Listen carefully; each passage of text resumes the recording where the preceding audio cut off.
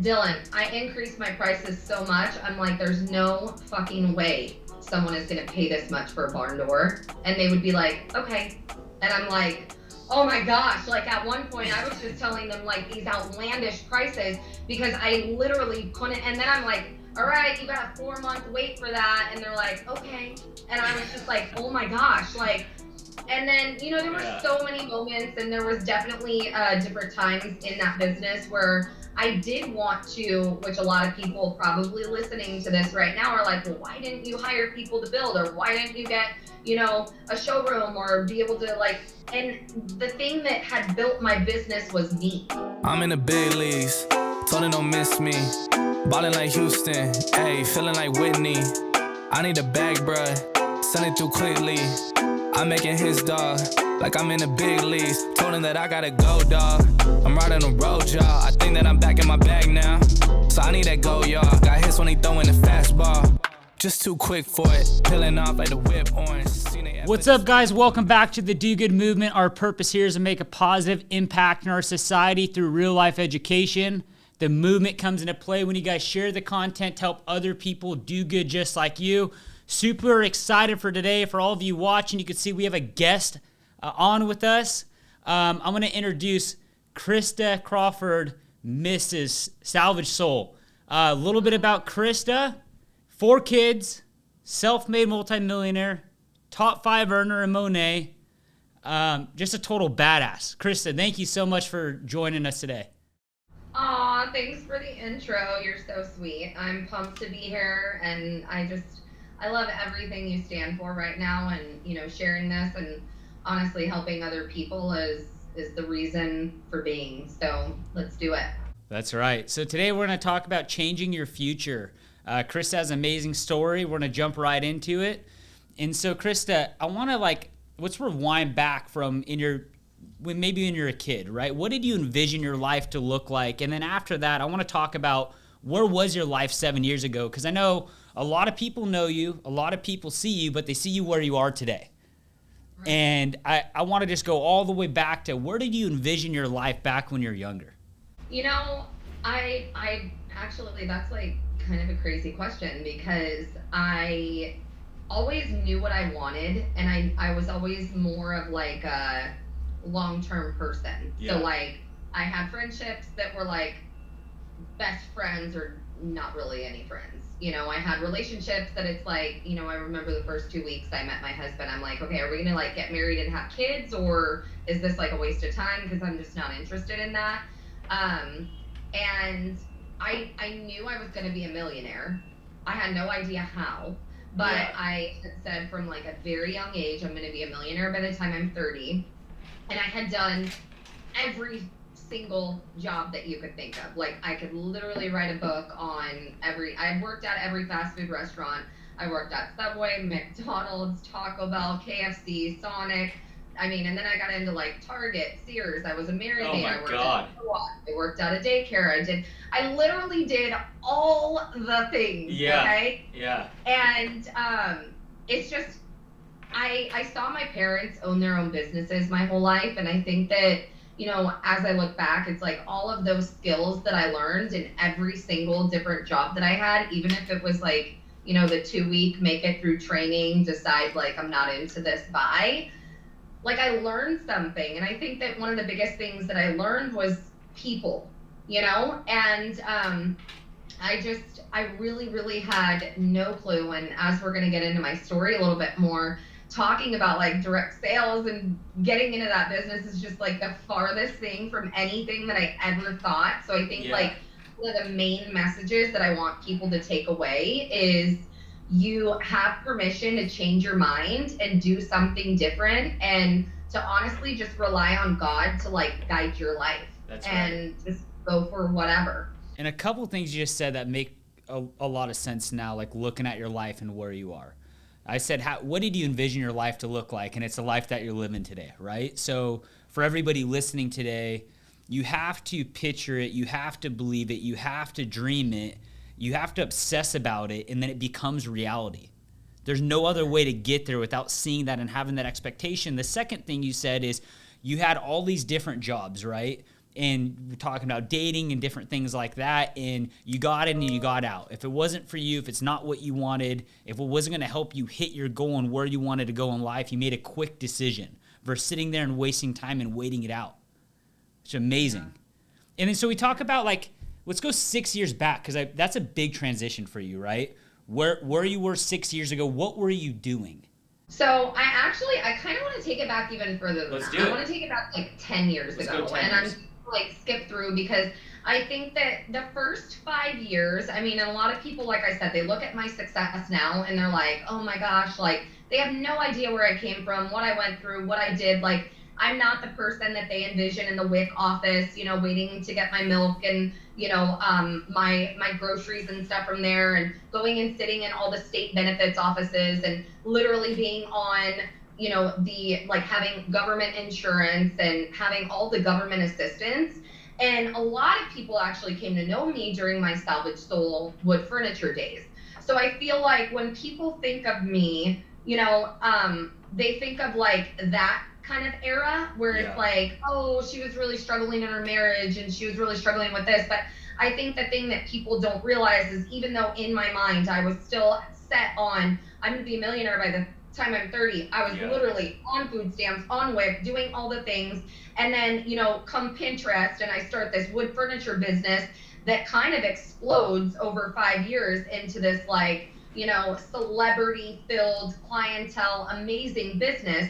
But what I look at now is I look at the fact that, like, that first 5 years built me for what I would, you know, become in this next chapter. So it's like, it's not even, you know, a lot of the lessons that I've learned that I'm able to teach people now in this business actually happened to me in my other business. That's right. You know, so it wasn't even like Monate was where I like got my big like kickstart. It was really where I started from the ground, where, you know, like we had discussed, where my husband wasn't supportive. I've gone through all of those things that people go through in this business. And I remember like the moment that I realized that, you know, which 6 years ago, I was 4 years into my wood furniture business. I had an incredible celebrity clientele, which I say that, and it's not like, ooh, like I had a celebrity clientele. Like, that's the goal though. Whatever business you have, it's like, you have a clothing business, get it on celebrities. That's right. You have a beauty business, get it in the hands of celebrities. Like, in my mind, that was the tip top of where you can go with business, was having, you know, celebrity endorsement, and especially when it became relationships and support, like genuine support. Like, it was, you know, I had Leanne Rimes pay for furniture. Like, it wasn't like everything was just gifted, you know? So speaking in context of 6 years ago, I was, again, 4 years into a business that I thought was going to take me to that $1 million mark, because the first 3 years of that business, I scaled a lot. And I actually was on track. And in my mind, the first 3 years, I'm like, okay, I'm on track. This is, well, what happened was I hit the ceiling, because I can't scale anymore with my two hands. Like, I just can't. So you're building the furniture yourself. I'm literally picking out each piece of wood by myself, loading it up with my 2-year-old baby with me. Like, and I mean like legitly by myself for the first 2 years of that business. It took me 2 years into building and installing furniture before I even hired an assistant. Like, I would rely on my clients to like help me unload it from the back of my truck. So let's go. You know? So you're saying, so 10 years ago, so like everybody who knows Christa today, multimillionaire, right? You go back 10 years ago, you're on food stamps. Is that what you're on food stamps? Yeah. And you're still driven to get past that, to get out of this, and you go and start this company. You guys, 10 years ago, actually it might be 11 now. I keep forgetting my son turned 11 in October. I have a lot of sons, okay? But anyways, it was 10, let's call it 10 years ago on December 17th. I paid for, because I didn't have any money to get my husband a birthday present. His birthday is December 17th. I literally went to the grocery store with my food stamp card and spent the entire month of grocery money on steak and lobster to give him like a nice dinner for his birthday. That's amazing. So it's like, where was your mind at there? Because there's people listening today, and they might be where you were 10 years ago, right? How did you a lot of people get stuck there, but you somehow grew through there, right? And now you're talking about how that time served you and how it's helping you build your life even greater.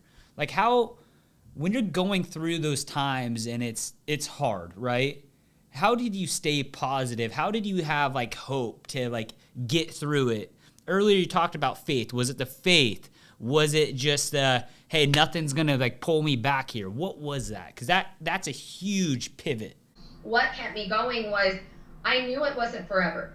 Nothing is forever. No feelings you have are forever. Nothing you have is forever. And that goes for good and that goes for bad. So it's like you take what you can in the good seasons and you run with it. And then in the bad seasons, you know that, at the end of the day, nothing would feel good if you didn't feel the bad. So 100%. I think that during that time frame of being in that place, I know this is going to sound crazy, but like when I was there, I knew I wasn't always going to be there. And I just knew it was, for that time frame. And I genuinely, like, my husband has like busted his ass since we've been together. I moved out here. We've been together since I was 17. I moved out to California when I was 18.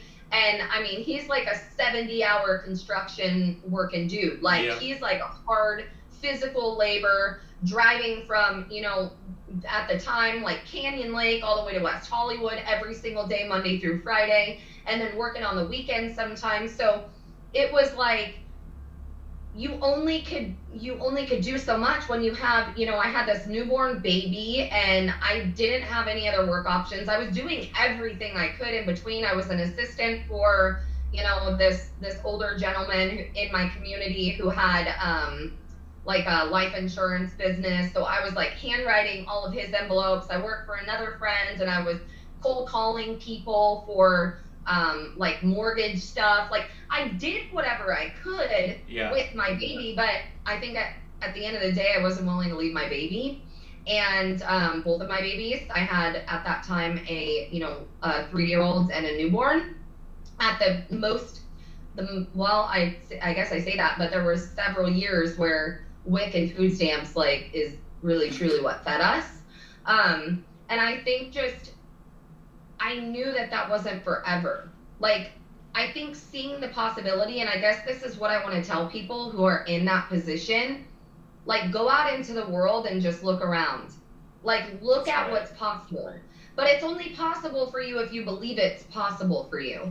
And I think that's maybe the mindset that people don't have, is they think like these are just the cards I was dealt, like, for me. Damn it, like, my life, I don't have parents that have money, I don't have this, I didn't marry money, I didn't have that, and none of that ever, all of that is irrelevant. And here's the best part. Christa's a living example. We're only 7 minutes into this. This is freaking good. She's a living example of being on that side of the spectrum to where she is today.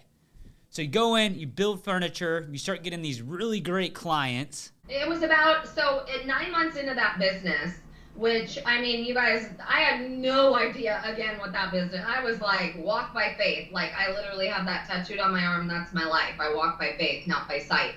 So I go into that and I'm just building, like, I find this like DIY tutorial on Pinterest. It was like right when Pinterest was popping, Facebook groups was popping, like, and I made this wood frame mirror. I spent every dime I had. I met up with some dude on Craigslist, bought a saw. Like, it was crazy. Like, I look back now and I'm like, damn, I am a freaking hustler. Like, that's right. That's, like, if I could see someone do that now, like, it's rad looking back on it, and so I started making this, and I started making about, at the time, I had no idea what RH was, Restoration Hardware, Pottery Barn. Like, I came out to California, I didn't know, like, the biggest brand that I knew when I came out here when I was 18 years old was like Hollister and Abercrombie. Yeah. Like, I had no fucking idea what, like, designer anything, like, I never looked at anything. I have no clue. Yeah. Small town, hip town, like, is where I came from in Arizona. And So anyways, I had a client ask me, she had bought a mirror from me. And at this time, I was selling about 4 of these mirrors a week. I had gone on, I looked up wood frame mirror. I ended up finding a Restoration Hardware wood frame mirror. I said, okay, I can make one that's like that, and I could charge, $500, $250, $250 to $500. Yeah. And depending on like the wood type, because they were selling them on there for like $1,000, $2,000, $3,000. And I was like, so I started posting those on the Facebook exchange as custom wood frame mirrors. Well, fast forward about 2 months into that business, I'm making like, 2 to 4 mirrors a week. And I had this lady ask me if I can make her an end table.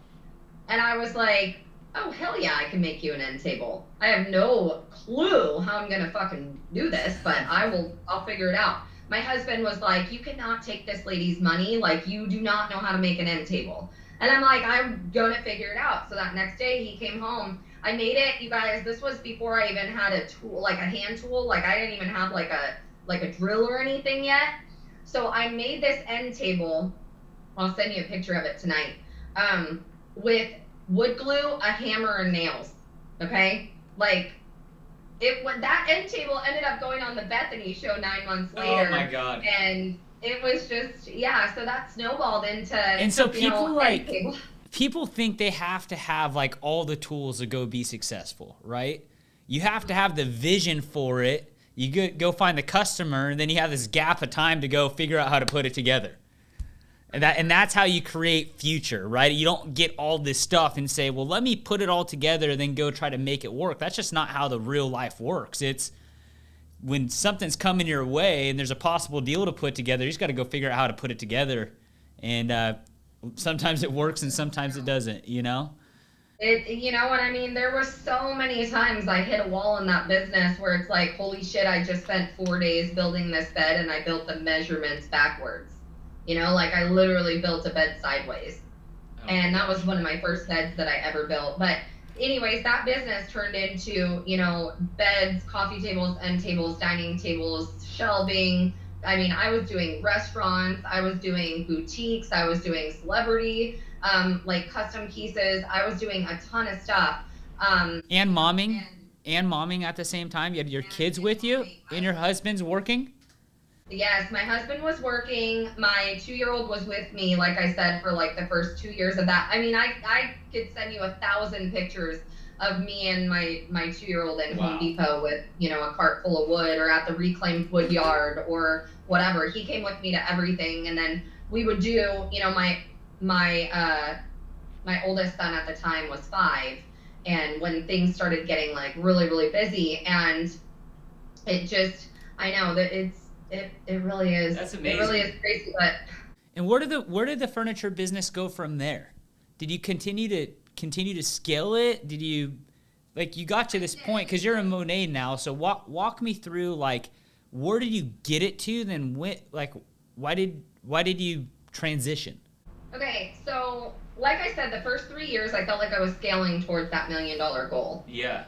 And then you hit this wall where you realize, like, holy shit, I physically can't do any more work. Well, then I started increasing my prices. Yeah.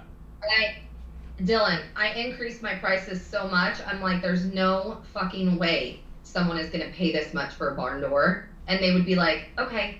And I'm like, oh my gosh. Like, at one point, I was just telling them, like, these outlandish prices because I literally couldn't. And then I'm like, all right, you got a 4-month wait for that. And they're like, okay. And I was just like, oh my gosh. Like, and then, there were so many moments, and there was definitely different times in that business where I did want to, which a lot of people probably listening to this right now are like, well, why didn't you hire people to build? Or why didn't you get, a showroom or be able to, like, and the thing that had built my business was me. Yeah. It wasn't, no one wanted someone else coming in to install their furniture. No one wanted to talk to anyone else ordering their furniture. They wanted me. Like, they bought me. They didn't buy. They wanted it. I can't explain it. It's it makes total sense, and that's only so scalable. It is. So I hit this wall where I was like, shit.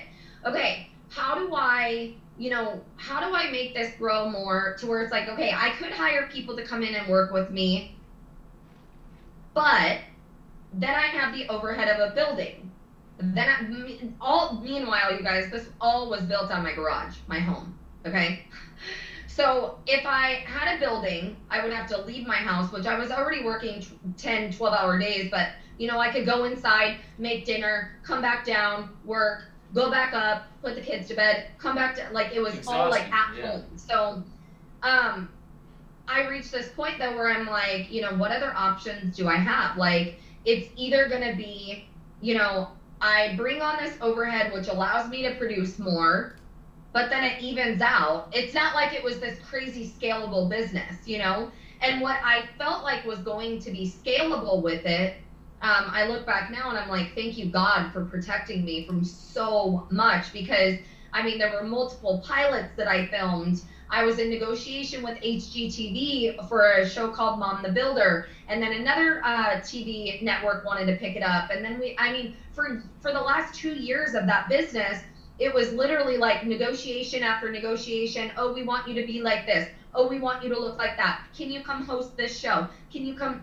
At one point, I was negotiating with HGTV, and they wanted me to come host a show that was like pet houses. So I would be the host of them building like these crazy pet houses. I don't even like pets. No offense, that's probably going to piss a lot of people off. It's all right. I don't right. like cleaning up pee and poop from animals, okay? I already have kids.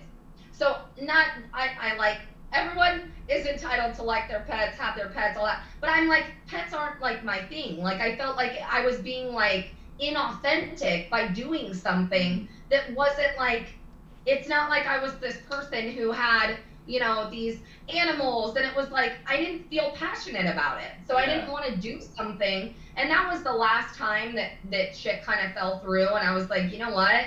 And then I just kept thinking like, well, maybe, maybe I'll get like picked up my furniture, like I'll get a furniture line at Living Spaces, or maybe this will happen, and it just really reached a point where it was like, as much as we've been in and out of like, because it was from the time for 4 years, the first TV pilot that I filmed was 6 months after I was on the Bethany show, which would have only been about a year and 3 months into my business. Yeah. And I had that business for 5 years.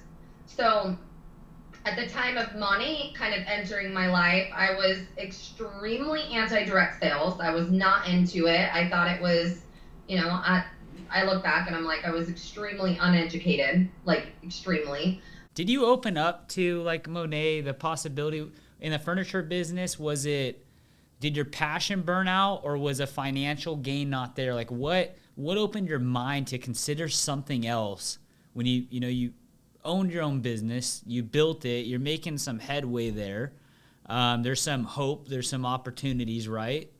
What was it that opened your mind to make that consideration for something new? Because that's what I really like about you that I'm hearing today is you're always open-minded of trying different things to figure out what you like and what you want. That's my big takeaway from like what I've learned.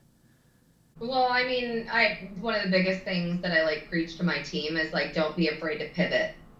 Like, no matter what it is in life, like, don't be afraid to like make that move and, transition. I feel like some people, they marry things, right? Like they marry decisions. Like, this is what I'm doing. I'm building furniture. Like, everyone's going to think I'm a failure at blah, blah, blah. And like, I'm not switching and I'm not doing this and whatever. So to answer your question, it was really a combination of both of those things. I had completely lost my passion for it because I relied on it so much financially that I kept drowning in the income, because it would be like, okay, I'm making a little more money. It was a multiple 6-figure business. It wasn't like a little business. It was a hell of a business on paper. But then you look at, okay, I have all the overhead of all the material. I have all the, dear God, if we go into the time that I put into this business, that would have, thrown the business out the window. But as I was evolving in that business and as I was growing, I was going more into debt. So I was like, okay, sweet, like we can afford this trailer, like let's get a new boat, let's do this, let's do that, to where my priorities were kind of fucked up because I was just trying to I was trying to live and kind of escape like the unhappiness from that subconsciously, not even realizing, but all my passion for that was gone because I was so dependent on it financially that it took away any of my joy that I got to like really just be creative, So you're trying to make up like reasons to be happy. Like, hey, I'm not happy here at work. I'm not happy with my business. The passion's running out, but maybe I could be happy with the things it could buy for me, which is not sustainable either, right? Because you get that thing and then you want the next thing. And no, and I had no time to use them. Like, no time. I'm like, are you kidding me? I mean, imagine building things for people, right? And then, I always say this too, and I mean this, and if any of my previous clients are listening, I don't mean this in a bad way, but my clients owned my time. Like, I lived by what time they said they were available for an install, what time they needed it by, what time, so it wasn't necessarily something because I relied on that income. So it was like, okay, if I don't install this, I mean, and I can't even tell you how many times I showed up to a job where they gave me the wrong dimensions. Or, one of the last barn door installs I did, I showed up and I went to freaking pre-drill the holes, and it was literally brick behind drywall. Oh my God. Drywall was glued to brick, okay? And I remember just literally wanting to cry because I'm like, okay, I have to have this payment right now, right? Like I have to have this payment and I have to be back to pick up my son from school by 3:00. Oh my gosh. And I'm in freaking LA. And I literally, it was just, the stress that came with that was, at the time I felt like that's what success was though. Like I didn't necessarily realize, like, I feel like I didn't explore the other options for income. I mean, God 100% like pushed money into my life. I had a mutual client from the Housewives of Orange County, Tamara Judge. Her hairstylist had come to me and she said that she had this, this hair product that I would love. And I had no idea about the business or that it was an MLM or anything like that. Yeah. At that time, I was kind of starting to use my social media to leverage a little bit more income because I was like, okay, even if I have like extra $200 a month, that's $200 that I don't have to take out of like my bill money. Like I don't have to take that out of my car payment. I don't have to take that out of rent, the trailer, the insurance, all the things. Which my husband was still contributing, half of our life to, but my husband is also that like he's like the go to work, like he wasn't like business minded when it came to owning his own business, or he wasn't reliant enough on having that. He always would do side things, but it was like our life was so, I don't know. I mean, I look back now and I'm like, dear God, how did we live like that? And I think chaos. that's what keeps me so driven in the business I'm in right now, because I want to show people and tell people about other options. So when Monate was introduced to me, the second that I looked on Instagram, you guys, and I was like, oh, MLM business? Hell to the no. Bye. Like, no thank you. I literally, like, word for word said, like, keep your samples, like, don't waste your samples on me, like, I'm not interested in any MLM businesses. Wow. Just completely turned off of it. No, like, I was just like, like, no, not interested. And I actually, what's so funny, and the irony behind this, is that my brain went to this place, which I feel like a lot of people do, and like when they find out their friends in direct sales or whatever, they're like, oh man, like, bless her heart. Like, my brain went to like, oh, her and her husband must be getting divorced. She's going through like a midlife crisis, like something's off. Meanwhile, my whole life is crumbling. Like, my marriage is falling apart. My husband and I are on the verge of divorce. I literally am like nothing of a mother that I thought I would be, because don't we all start our own business so that we can have time with our families and be our own boss That's and blah, right. blah, blah. Like, yeah, you're not your own boss. Like, your business owns you. Like, it's just, I mean, at least that's like how I felt. Like, Yep. I was not my own boss. Like, I was ran by my business. And so I told her no thank you. She reached back out again. I ignored her message.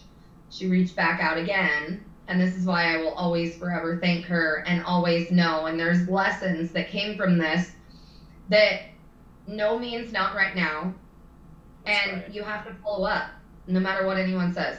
You have to follow up. I don't care if they've told you no and slammed the door in your face, because what their life is needing today is maybe not what it's needing tomorrow. That's right. So I think that, I've looked at every single experience that I've had as a learning lesson, and that taught me no means not right now. And even for someone like me, who was the hardest no, like the hardest no, I had a female entrepreneur business. I don't even know if we've even got to talk about this. Prior to that, where I would get together with entrepreneurial women, and I actually set up like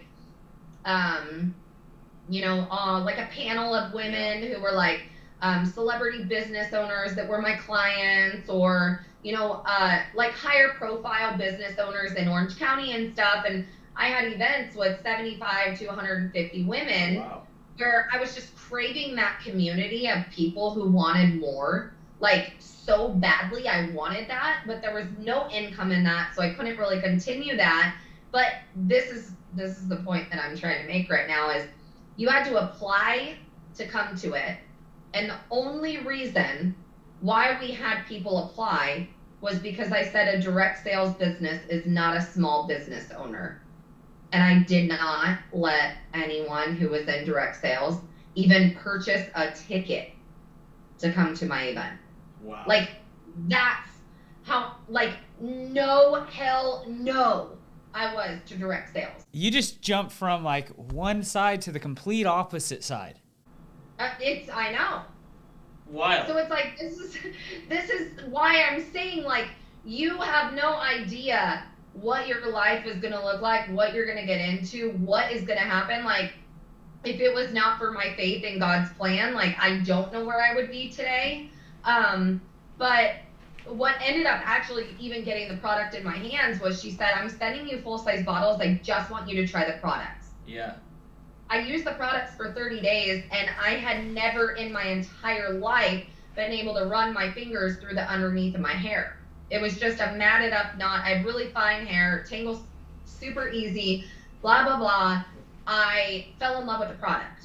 And fast forward a month later, I hadn't talked to her one time. She never followed up after that. Like, I never told her that I even liked the product, like nothing. We didn't talk. Yeah. And I went to volunteer at my son's class, and the teacher sent me away for an hour. She said, if you could come back in an hour.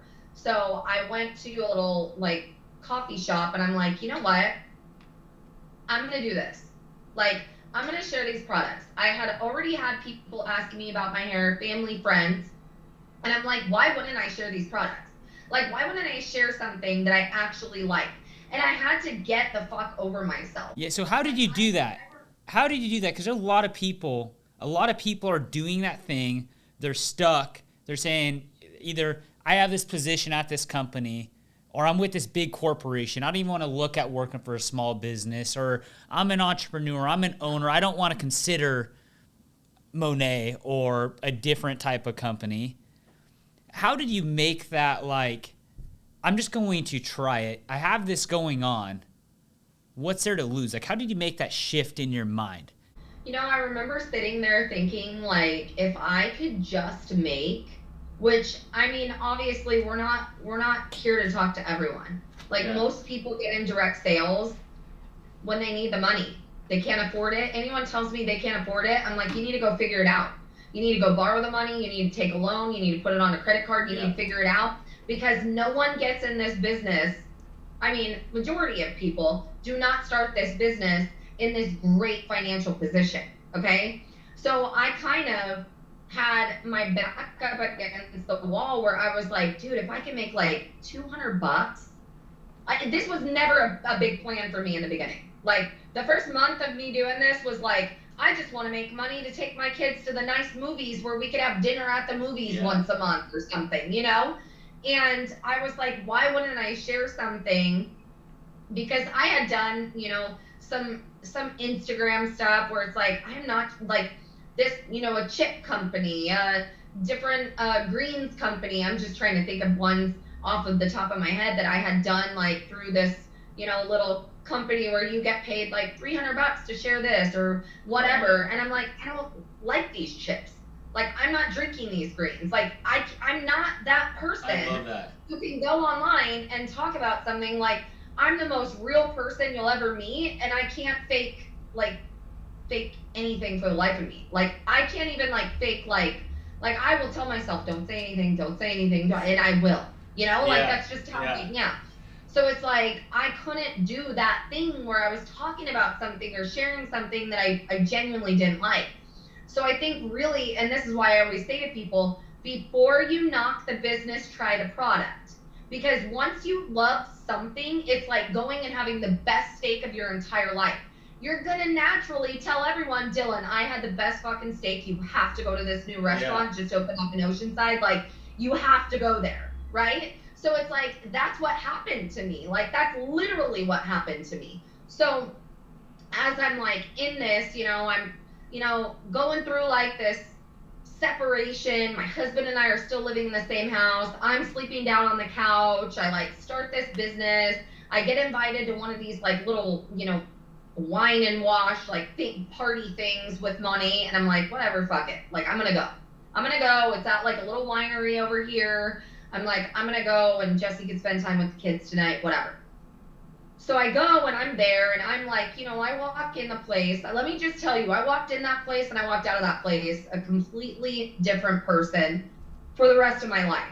Wow. And when I walked in, I was full of my ego. I thought that I was the shit. I had celebrity clients. I had a real small business.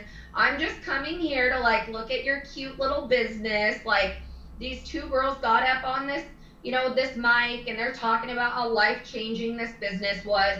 One of them was a fire wife. One of them was a pastor's wife, both stay-home moms, like home birth mom, like, you know, the whole like, oh, that's, I'm literally sitting there thinking like, that's awesome. You didn't have to ask your husband for like your Starbucks this week. Like, that's cute. And in my mind, I'm like, I've never had to ask my husband for money. Like, I'm not like that. Like, I got my own business. I'm like really successful. Like, did you see I was filming with the housewives last week? Like, and it was like, what an egotistic brat. And not that I ever had that vibe of like, oh, I'm so much better. But I did think that I was better than direct sales. I did. I thought that I was above that. And I don't think I'm above the bum on the freaking street. Okay. Yeah. That's not my MO. That's not my personality, like, at all. But when it came to business, I worked my ass off for 5 years of just that business and many other ones prior to that, where I had such an ego with that. And it literally took me asking, after this event, this life-changing opportunity, how much money are you making? And I remember it was just like an awkward moment where I was like, she's scared to tell me like, oh, $800 this month. Like, oh, that's cool. Like, record breaking. Wow. You know? And it was that month she had made, you know, nearly 6 figures. My God. So, and that's so, I'm happy you said that, because like people, it's like we put ourselves in different positions or different levels, and it's like compared to what, right? Because if you're going to start comparing all the players in this country, all the players in the world, like, we're ants, right? Yep. So it's just like anytime that I feel like, hey, I'm doing something, I'm making my way, I humble right back down. I'm like, dude, I'm not even freaking close. This person who owns that building right there is like 10 times my net worth, and that's probably one of their buildings, you know? So you made the transition. You go to Monet. That night, like I said, I left a completely different person because it did 2 things. It humbled the fuck out of me, okay? Like, I am an ant on a hill, okay? And it really made me realize that there was more, okay? And I think that for so long, because I kept, plateau, I just kind of got in this space in my head where I'm like, is there more?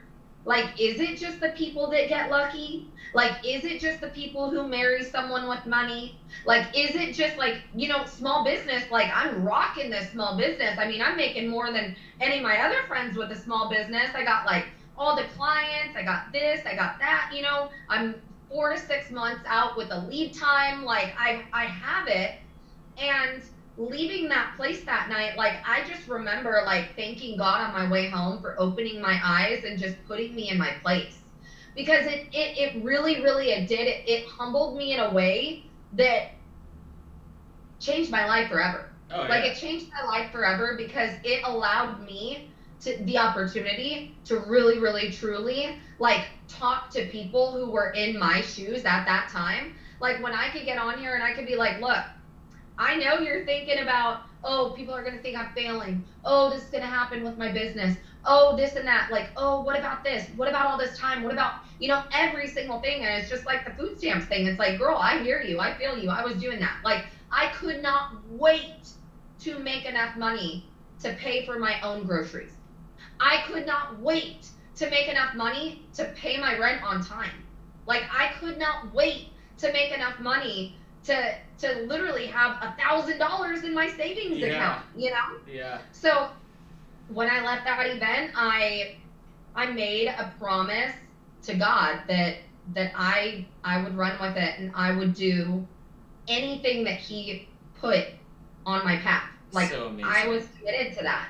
And I literally went home the next day and I just started sharing it like I had something for other people. And I think that from the beginning, if you've watched me this entire time in this money journey, for those of you who have or haven't, one of the biggest things that I was so excited about was what those 2 girls showed me that night talking, that they could be the pastor's wife, fire wife, stay-home mom, no business experience, not a small business owner, not a this, not a that, not come from corporate America, give up that, do whatever, and be able to like really truly build an empire. That's right. And being able to have the ability to help other people do that. Yeah, I would say 9 times out of 10, people laugh, mock, make fun of, whatever. I'm not here for the 9 people. I'm here for the 1. That's right. I've been watching your story for some time, and you go into like an MLM, and a lot of people, it's like business to consumer, right? You're selling a product, you're just going through your network.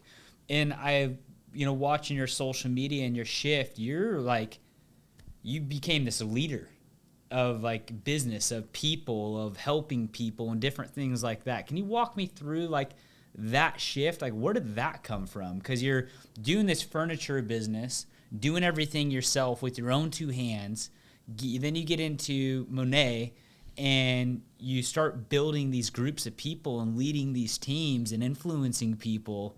Like, that's a massive like change right there as well.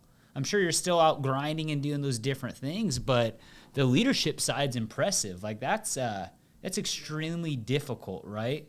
It is, and I think the leadership side is where I gravitated the most in this business, was the fact that, when I think it's like people are like, oh yeah, help people, yeah, whatever. But it's like, look back on my very first post that I ever talked about money. The biggest thing that I was most excited about sharing this product was sharing the opportunity for women to come in and do something and make something for themselves, whether that be $200 a month or 50 grand a month. So I think that, there really wasn't, I guess, a big shift. I always wanted to show people that there was more. And it's like, even when I look back at that, female entrepreneur business, I wanted to inspire women. I wanted to show them. I wanted to support them. I wanted to inspire them and motivate them. I hate the word motivate, but I wanted to motivate them to believe more, because I feel like believing something it's the biggest thing. Like, I told my son the other day, we got him a new jet ski for his birthday. I said, you're not riding it until your school's caught up. And he's like, every day he thinks he's going to be able to ride it, but nope, you're not riding it until your school's caught up. So I said, look at me. you have to envision, because this was before he knew that we got it. I said, you have to envision that freaking jet ski in the garage right now. How hard are you going to work for that? That's good. People don't envision the things there already. It'd be like me going to Monet and being like, okay, well, give me the Cadillac and then I'll work hard, you know? That's right. And I think showing people through like the leadership of like, no, like everything is there for you, but what are you willing to do to get there? And I think there's such a lack of, you know, I mean, it's getting better over the last couple of years, but there's such a lack of, you know, women supporting women. And I think that just gravitating towards that and just really like what fills my cup the most is seeing them win. And, you know, fortunately, that's how our compensation plan is built. So it's like the more people you help win, the higher up in the company you go and the higher your income goes. And so it's like, I knew I wanted to be a millionaire, but I think just really evolving into the like, wait, like, you know, now it's like, okay, well, how can I help other people, have that mindset? And I think that when it comes to, you know, the leadership, the number one thing that I've done is make people believe it. Like, believe it. Because if you can believe it, you could achieve it. Everyone has the skill set. I don't give a shit where you come from, what you do, what your past is, what business you're in now, what anything. Like, you have the skills to become a millionaire in this business. And I truly believe that with all my heart. I've had girls from every which direction come up and win like crazy in this business. And Christa, you're not just like signing somebody up and like, here you go. Like, you spend a ton of time developing people and coaching people and serving people, and that's why you're winning. I think a lot of people do things and they're doing it for them, right? And you're, as you were just saying a second ago, like, you know, like you it sounds like you look at yourself on where you were and you look at other people and you're like, hey, like, I want to see you here.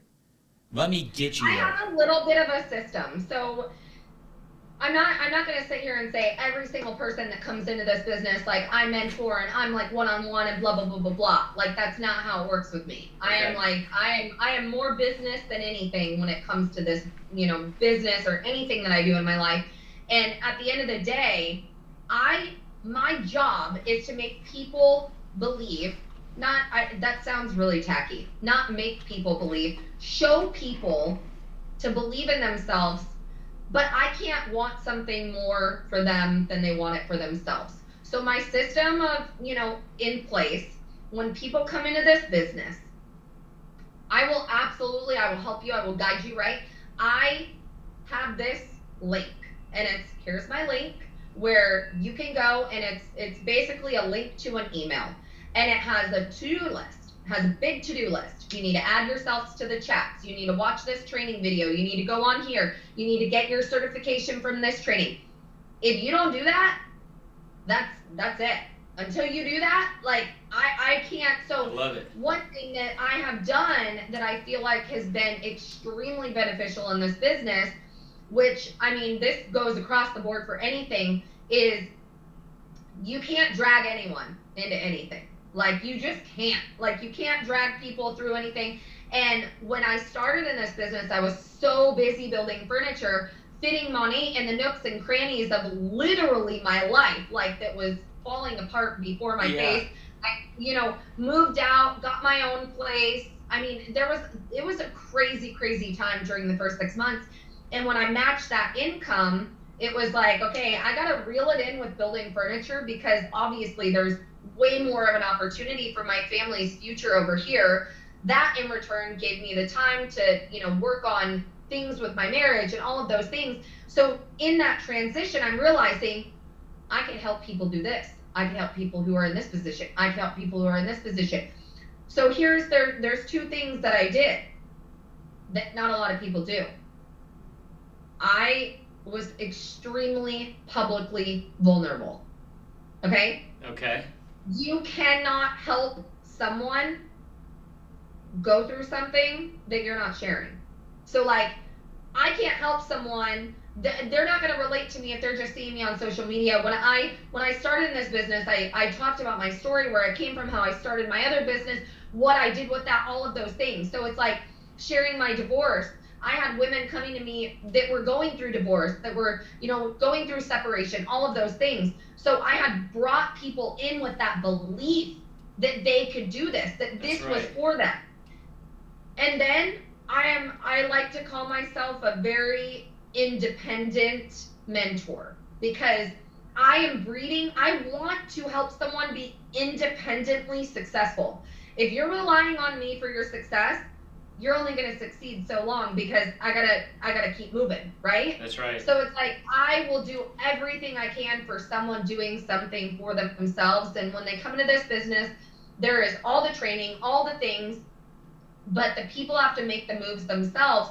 Because when I started, like I said, I didn't have time to get on the phone with every single person who joined me and have an hour-long conversation and do all of this. It's like, here you go fill out this, go do this, watch this training, let me know if you have any questions, and then we move on to the next thing.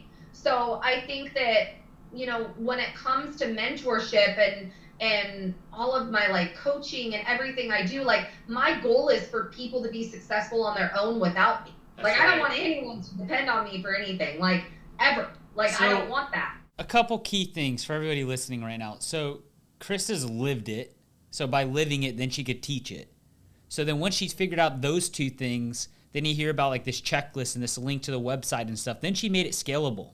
She made it digital to scale out some of that work. Once you get past that and you show the will, the grit that you're going to push through and get through it, then she starts diving in and spending more time.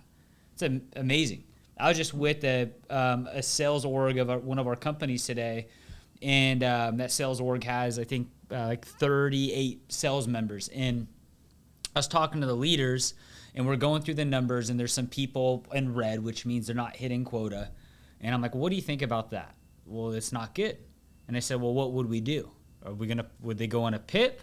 Are we going to keep them? What are we going to go do? And like, yeah, well, it should be on a PIP. And I said, hold on a second. Anybody that has the will, that has the grit, I'll sign up for that all day long. Because then it's just we're here to teach strategy. As you're saying, I can't teach you how to want to wake up, how to want to do good, those different things. You have to have that for yourself on the inside. If you have that and you show, when I go to your activities in the CRM, and it shows you're making your outbound activities, you're doing those different things, but your numbers suck, that just means you just don't know the right strategy, and that's our job to teach. So that's amazing. And that's how you weed it out, right?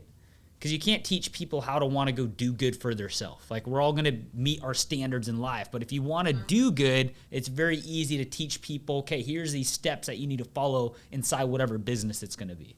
Well, and I think that kind of leads me to, like, one of my final thoughts is sacrifice. I feel like there's not a lot of people who are willing to sacrifice. And what I mean by that is, when I was growing my business, I was growing my fucking business. So I was not at like the gossip circle. I wasn't going to friends' dinners. I wasn't doing, unless it was an opportunity, and you know what? Some people are going to listen to this and they're going to be like, oh, so you were using people, or oh, you were the, no. I was growing my business. So unless you were leveling up with me to where I was going to have good, productive conversation, like, I wasn't going there. That was a waste of time. I didn't go out and party so I could be hungover the next day. I actually just heard something. I don't know if you listen to Daniel G, but he's like one of my favorites on Instagram right now.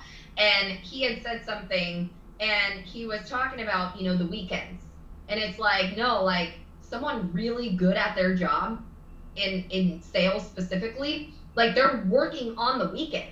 Like, people aren't willing to work on the weekends. Like, people aren't willing to sacrifice the kid's birthday party that they're going to go to and end up, drunk as shit off mimosas and hungover the next day. And then, like, people aren't willing to do that. They want to watch for Netflix. They want to do this. They want to do that. But anyways, I feel like, the sacrifice really has to come into play, like, super hard. Like, sometimes you're not at the family dinner. Sometimes you're, skipping that birthday celebration. Sometimes you're I mean, right now I have my best friend and my sister who I never get to see in the living room. And it's like, no, I gotta go do this. That's like, right. So I think that a lot of people, they're not willing to sacrifice, and they feel like, if it invades their time, and it's like, no, that's not what success looks like.